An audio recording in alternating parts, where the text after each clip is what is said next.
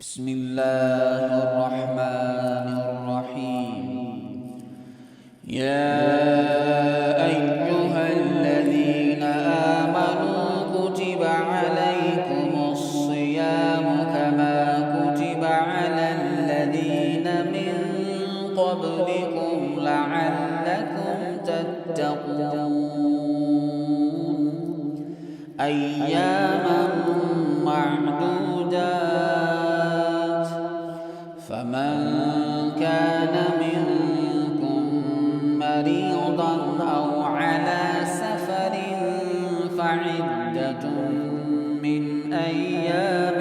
أخر وعلى الذين يطيقونه فدية طعام مسكين فمن تطوع خيرا فهو خير له وأن تصوموا خير لكم إن كنتم تعلمون.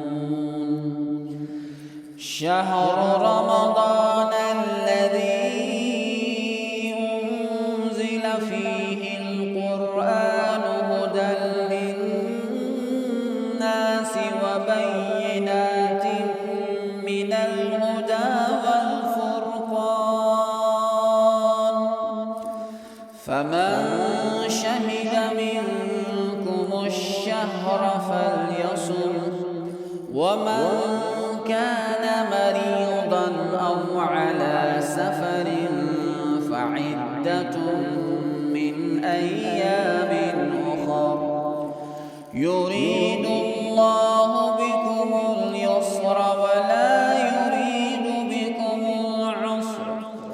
ولتكملوا العدة ولتكبروا الله على ما هداكم ولعلكم تشكرون. وإذا سألك عبادي عني فإني قريب أجيب دعوة الداعي إذا دعان